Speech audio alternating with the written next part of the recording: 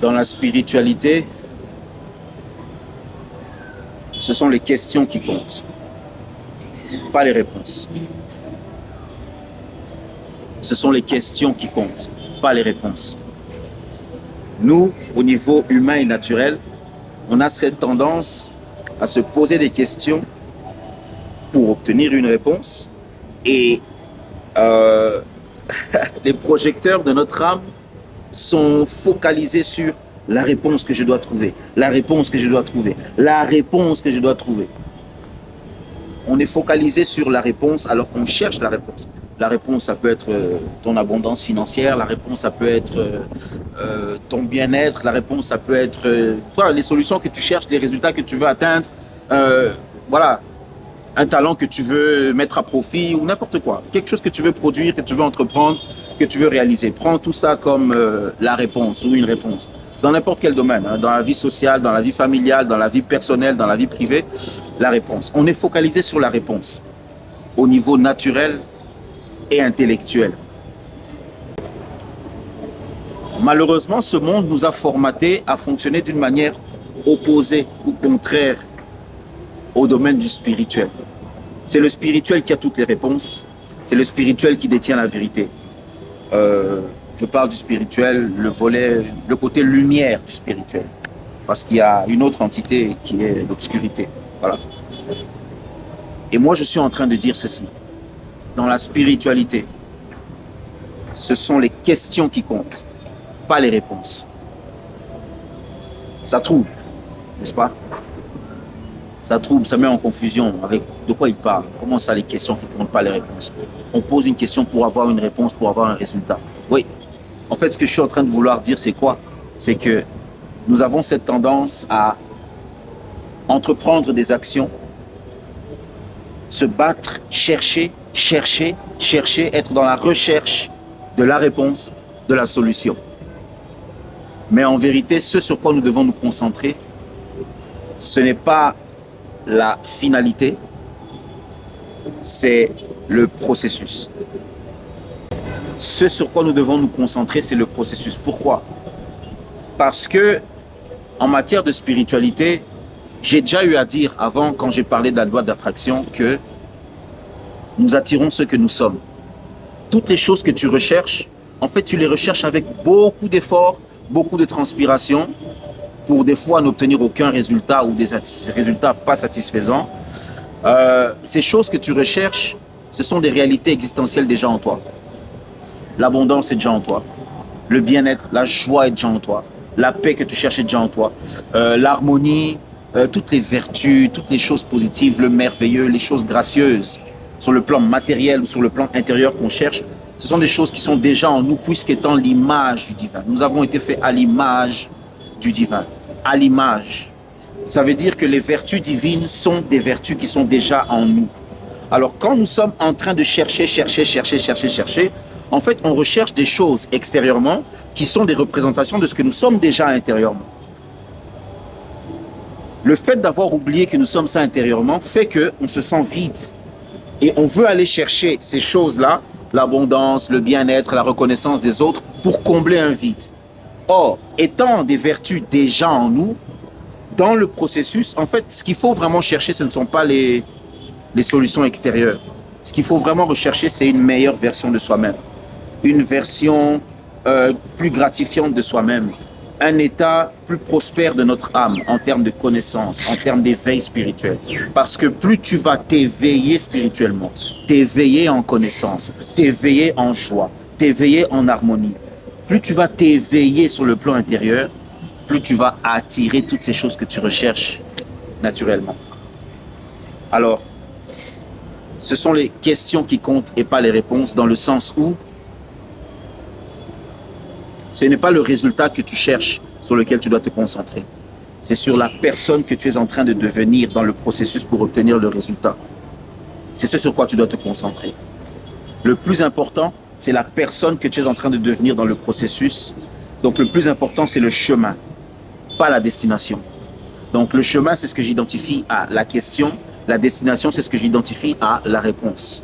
Dans la spiritualité, en fait, le parcours que nous sommes en train d'entreprendre c'est un parcours vers nous-mêmes, une meilleure version de soi-même.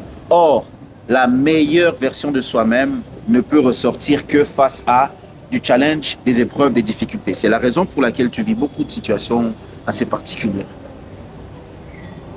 que tu endures, qui te font mal, qui t'attristent, des fois qui te choquent, qui te frustrent. Et voilà, c'est pour te construire, c'est pour t'éveiller. Le divin a prévu que tu sois éveillé au travers des épreuves que tu vis. Des épreuves que lui-même initie ou bien des épreuves qui viennent de la vie, du monde, des réalités comme elles vont, voilà, la vie sur Terre et puis voilà. Mais toutes ces choses contribuent à l'éveil d'une meilleure version de toi-même. Et cette meilleure version de toi-même peut encore être meilleure. Et cette version-là pourra encore être meilleure. Et celle-là pourra encore être meilleure, etc. Alors plus tu vas monter dans cette dimension, plus tu vas t'éveiller de manière personnelle, plus tu vas mûrir, plus tu vas te construire sur le plan intérieur, plus tu vas devenir mature, plus tu vas devenir solide mentalement, plus tu vas te rendre compte qu'il y a des efforts que tu avais l'habitude de faire pour obtenir certaines choses. Tu n'as plus besoin de faire ces efforts parce que ces certaines choses viennent d'elles-mêmes, entre guillemets d'elles-mêmes. Il y a toujours une participation qui vient de toi. Tu dois t'impliquer naturellement et intellectuellement pour des choses que tu veux, mais plus avec la même énergie que tu utilisais avant. Parce que tu comprends qu'en fait, ce que tu cherchais, ce n'était pas l'argent. Ce que tu cherchais, c'était la satisfaction et la gratification intérieure dans le fait d'avoir l'argent. Alors, comme tu t'es éveillé personnellement en termes de gratification et de satisfaction, tu t'es rendu compte que l'argent ne t'apportera pas cette chose-là. Et puisque tu attires ce que tu es, tu attires ce que tu incarnes comme pensée, tu dégages cette aura-là dans l'univers, l'univers va t'envoyer la vie, le divin, la programmation divine des éléments tels qu'ils sont constitués, va s'arranger pour que ces choses-là dont tu as besoin viennent à toi. Donc c'est le chemin qui compte, c'est le parcours qui compte, pas la destination en elle-même. Alors cette tendance qu'on a à se focaliser sur la destination, je suis en train d'aller là-bas, là-bas, là-bas, là-bas, là-bas, là-bas. La destination, par définition, c'est dans le futur, parce que c'est l'instant d'après, c'est après. Or, le chemin, c'est dans le présent. Et si je commence à entrer dans des considérations particulières, si je vais plus loin encore dans le raisonnement, et j'en parlerai une prochaine fois, en fait, le futur, d'une certaine manière, n'existe pas. Donc, quand tu te focalises sur l'instant d'après, l'instant futur, tu te focalises sur une utopie, sur quelque chose qui ne viendra jamais. Et donc, tu rates le moment présent parce que tu ne profites pas. Tu ne te rends pas compte de ce que tu es en train de vivre là dans l'actualité parce que tu es trop focalisé sur après. Focalise-toi sur l'instant présent, tout en tenant compte du fait que l'instant d'après doit être meilleur.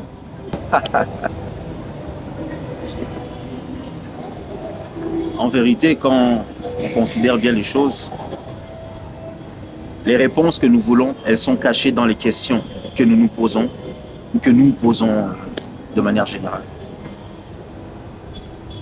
Les réponses sont cachées dans les questions. La réponse est cachée dans la question.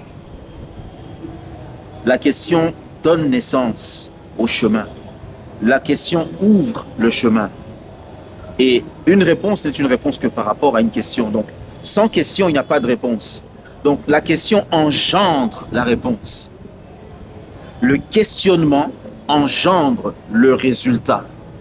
Engendre. En d'autres mots, le résultat est l'enfant de la question. Le résultat dépend de la question. Entre celui qui dépend et celui qui fait dépendre, qui a plus d'importance, qui a plus d'influence, qui a plus de poids, qui a plus d'ascendance? C'est celui qui fait dépendre l'autre, celui qui est plus grand.